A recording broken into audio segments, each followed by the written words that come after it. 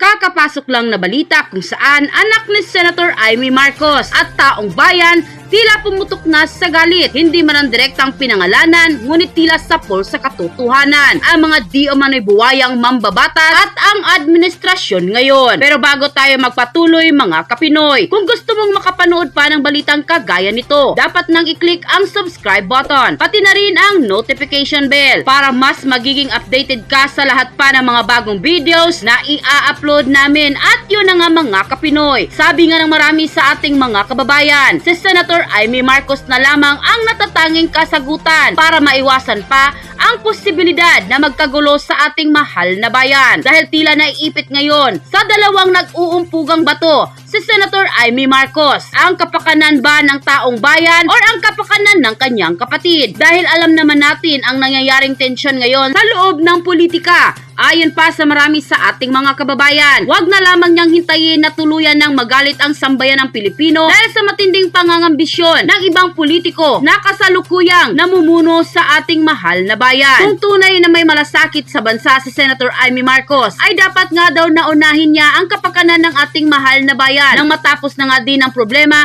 na kinakaharap ng publiko nang dahil sa sobrang balukto na pamamalakad di umano ng kasalukuyang administrasyon. Kaya ayon pa di umano sa isang testigo na taga Ilocos Norte na malapit sa Marcos family, lalong-lalo na sa pamilya ni Senator Amy Marcos, na isa di umano sa mga anak ni Senator Amy Marcos ang matapang na nagsalita na para sa taong bayan. Do it for the sake of Grandpa Marcos Sr. Save the Filipino and the country. That's what Grandpa would like you to do. Para matapos nga daw ang maling pamamalakad bago pa tuluyang bumagsak. Alam naman natin na kung mayroong kaguluhan, dapat may pumagitna para matigil ang gulo. Dahil ang taong bayan ang lubos na naapektuhan. Kung walang pagkakaisa sa pamamalakad ng bansa, patuloy tayong lalagapak. Narito ang naging komento ng marami sa ating mga kababayan kung saan ay naglabas nga sila ng kanilang mga hinaing at komento sa mundo ng social media. At ayon pa sa kanila, wala Amy, kahit kunti wag mo nang kampihan yang kapatid mo. Please lang, wala nang ibubugayan.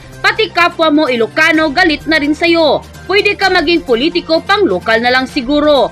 Ilocos siguro pwede ka. Nihuwag ng Manila, hindi uubra yan. Irreconcilable yan. I pray that I am wrong. Tatablahin mo pa talaga ang isa dyan. Ang remedyo, alam mo, yung paggigiba ni Tamba kay Sara, hindi pinigilan ni BBM, bagkus siya pa nag-tolerate. Parang kasabot pa si Amy, hindi mo pinigilan si Tamba. Yon ang obserbasyon ng lahat. Wala kayong utang na loob at kay BBM nagsimula. Solid Duterte kami, kahit anong strategy ng mga Marcos, no to Marcos. Grabe ng hirap ng mga tao ngayon. Nagsisi kami why we vote Marcos. Gutom pala. Tama na. Sobrang yaman na ninyo. Corruption, labasan, mga adik, magulo. Weak leadership ng Marcos. Duterte the best. Mga totoo, sila Duterte. Too late your decision. Senator Amy, dapat nung una pa lang nagsalita ka na at pinagsabihan mong kapatid mo at pinsan mo. Nananahimik si BP Sara ng 2 years. Pero nag-wait kami at binantayan ka namin. Pero you keep silent na ginagawa nila kay BP Sara. Sorry but I lost my trust to you. To our honorable BP Sara, oras na ang iba yung pag-iingat, lalong-lalo na sa sobrang bait. Pakita ng mga taong gustong gamitin kayong mga Duterte. Alinmang pagmamalabis ay dapat nang iwasan.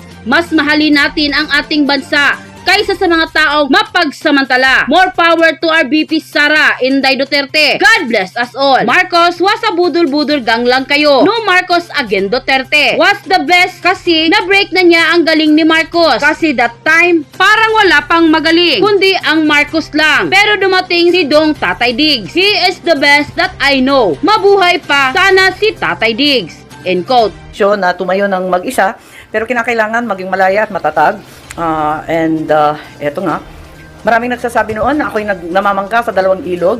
Ang ninanais ko ay ako ang daan kung saan magtatagpo ang lahat ng ilog. Hello. Ma'am, nasabing hindi ho kayo aakyat sa entablado ni PBBM pag nangampanya siya. And the same with Hindi ko pa alam. Sa totoo lang, naisip ko lang na ayoko pumanig sa isang partido, sa isang sektor, sa isang personalidad. Wala nang panig-panig. Ang kakampi ko lamang ang sambayan Pilipino. Gagawin lang natin ang tama at ang makakatulong sa nakararami. Di ba mahirap na mangampanya na independent kayo? considering Pangulo ng kapatid niyo, magkakilala. Kaya nga, first time ko nga gawin to eh. Kaya medyo aasahan ko na lamang na makukumbida ako siguro at kung papupuntahin ako, ano ba naman pumunta, wala namang problema doon. Ang kinatatakutan ko lamang yung init ng halalan. Alam naman natin na talagang nagiging malupit, minsan masakit yung sinasabi, kung ano-anong banat. Abay, hindi ko matitiis yun. Kaya Magandang araw mga kaibigan. Ayun po, napakinggan natin si Senator Amy sa kanyang press conference kahapon na malaking hamon, malaking problema yung kanyang desisyon na maging independent candidate, stand alone. First time niyang gagawin daw ito. Kaya, I don't know, anong mangyari sa kanyang kandidatura dahil mahirap yung tumakbong nag-iisa. So, sa palagi niyang pinapaliwanag na para makaiwas na ng mga batikos kasi marami ang kumukontra, yung mga alyado yung mga alyansa ng bagong Pilipinas lumalabas na may mga grupo na tinutuligsa ang administrasyong Marcos sa pagsama sa line-up ng administrasyon ito kay Senator Amy. So para makaiwas, hindi na maburden ang kanyang ading. Tapos mga kaibigan din daw niya para hindi na mag-alanganin, kaya running independent na lang. So, mahirap, sabi niya. So, ano kaya ang maging resulta? Ano kaya ang kahihinatnan? Kasi pati nabanggit pa niya sa kanyang press conference, nalungkot daw ang former First Lady Imelda Romualdez Marcos. Bakit ganun ang desisyon? So, it's a political gamble on the part of Senator Amy itong ginawa niya ito. Bubutuhan ba siya ng mga DDS, Duterte fans? Itong ginawa niya na pagkalas sa administrasyon, mapapalapit ba siya sa puso ng mga Duterte supporters? It remains to be seen. Marami ng comments na nababasa ko nga never again butuhan nila si Senator Amy. Ang maganda, ang administration nagsasabi, Mr. Toby Chanco, yung campaign manager, ikakampanya pa rin daw nila si Senator Amy kahit kumalas na siya sa ano. Okay, so ito, i-share ko na lang sa inyo sa hindi pa nakapanood yung press conference si Senator Amy kahapon tungkol dito sa pagtakbo niyang independent. Basta very clear, inamin niya na malaking hamon, malaking problema itong ginawa niyang pagtakbo bilang independent candidate. Anong oras na ba? Okay. Pasok pa rin sa hapon. Maraming salamat sa inyong lahat at naghintay po kayo. Pasensya lang kasi meron nga akong mga hearing. Isang katutak na hearing, limang malilit na ahensya. So maraming salamat. Talagang sakripisyo na tumayo ng mag-isa. Pero kinakailangan maging malaya at matatag. Eto nga. Maraming nagsasabi noon na ako'y namamangka sa dalawang ilog. Ang ninanais ko ay ako ang daan kung saan magtatagpo ang lahat ng ilog. Tangway, ika nga sa atin. It's a tremendous sacrifice to stand alone. But I need to be free to cross the line, to talk to all parties, and to get things done. Unity was a dream that I shared in 2022. And I hold fast to that dream of unity for all Filipinos. Ayun. Paulit-ulit lang. Hello. Ma'am, does that mean hindi ho kayo aakyat sa entablado ni PBBM pag nangampanya siya? And the same with Hindi ko pa alam. Sa totoo lang, naisip ko lang na ayoko pumanig sa isang partido, sa isang sektor, sa isang personalidad. Wala nang panig-panig. Ang kakampi ko lamang ang sambayan Pilipino. Gagawin lang natin ang tama at ang makakatulong sa nakararami.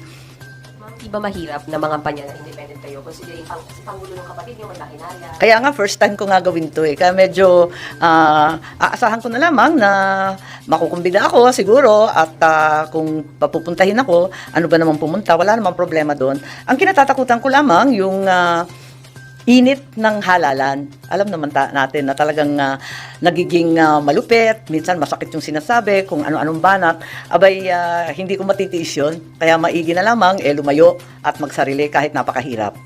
How big was the consideration of VP Sara being your friend? Nakinonsider mo ba yun, ma'am, kaya ka mag-independent? Para na lang walang kiskisan, kumbaga.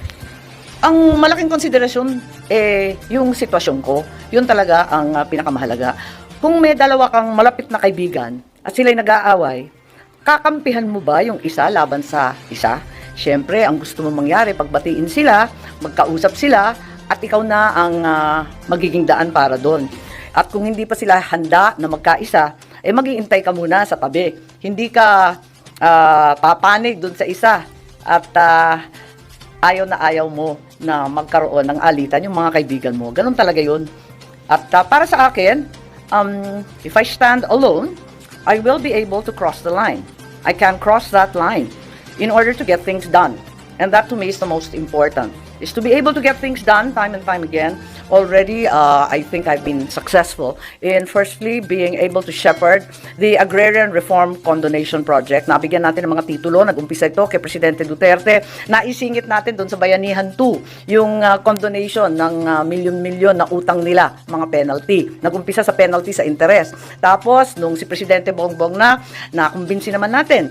Kaya't sa palagay ko, ayan na, andyan na yung mga titulo. Kaya para sa akin, tuloy-tuloy lang ang trabaho. Mas mahalaga yun that I am able to cross the line and then I am able to get things done. At yun na nga mga kapinoy, kung kayo ang tatanungin, ano ang masasabi nyo sa mga balitang ito? Isulat mo yan sa comment section. At kung nagustuhan mo ang video na ito, ay huwag mo rin kalimutang mag-like at i-share na din para mas marami pang mga kapinoy ang magkakaalam sa balitang ito.